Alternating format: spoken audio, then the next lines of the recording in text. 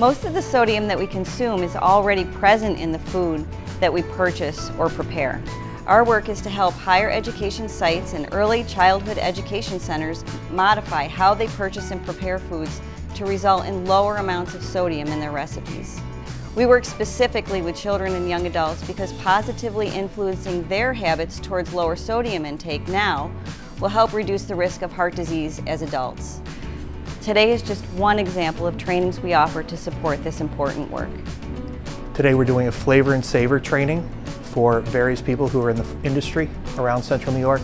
This is really exciting for me to be a part of because I have a little bit of history of some heart problems and high blood pressure, and I've had to start watching my sodium. We're about 50% over where we should be. And a lot of that is by eating out prepackaged foods. A lot of the sodium is hidden in there that we don't realize.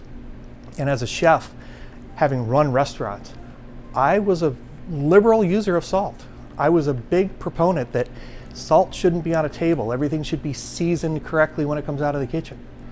But that needs to change because you can still make things taste absolutely delicious. But be aware of the fact that, people's health relies on what we're doing. There's about 4 different areas that we try to approach. Reducing portion size, or at least reducing the amount of a high sodium content item. Second is procurement.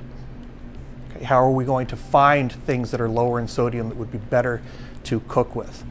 Third is the addition method, adding something, increasing the volume without necessarily adding high sodium things. So we take a high sodium food and bring it down in sodium. And then lastly is the flavor burst, making something that is lower in sodium. Sodium is a flavor enhancer. If we're reducing that, we need to enhance the flavor in some way, shape, or form. So that's why we use flavor bursts, boom, garlic, fresh herbs, spices, citrus. That's what we're looking to do.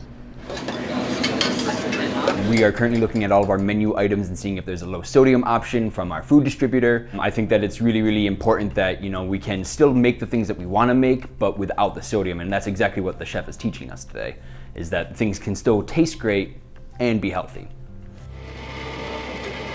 We're lowering the sodium in our menus by changing some of the sauces we use in some of our recipes. We figured that if we start children young enough so that they get more used to lower sodium recipes, then they're more likely to choose them as they get older. This has been a lot of fun.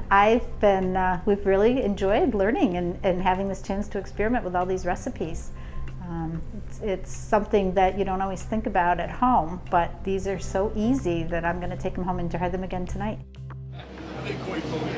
I think we're going to start using this because we've been trying to get away from salt, and this is going to help us even more to do more creative things. Like I made a marinara sauce today with no salt in it. I said, well, let's see. And then when we got done that taste, me being a cook, I got to taste with your fingers. And it tasted pretty good. So I think we will try to use more of this technique. Today we're going over multiple ways and techniques, cooking techniques on how to decrease sodium content in foods. How I anticipate our staff would use them, these tools and these techniques, is to revamp our entire recipe system.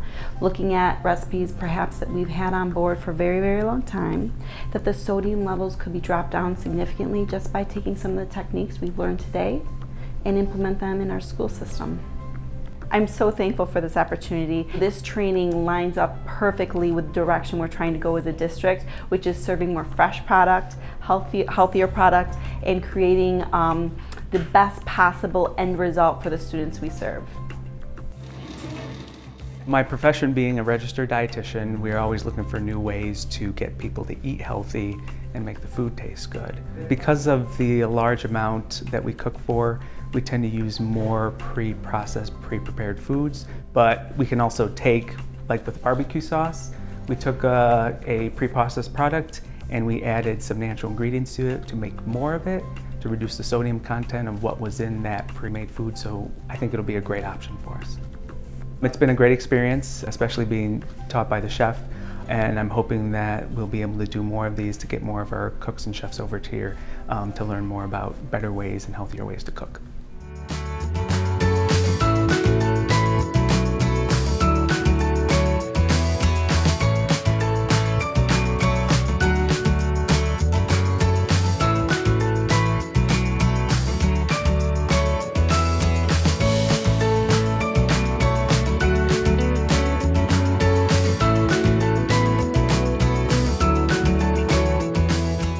does work.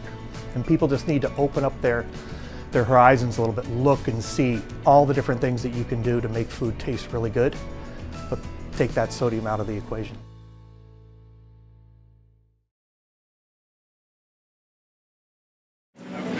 Love it. All right, we got a lovely sausage only pizza out that looks gorgeous. I'm picking them up. Oh, we got another beauty, a mushroom with real mozz up there. Pick them up. It's time to get crowd over, people. Remember what you made now.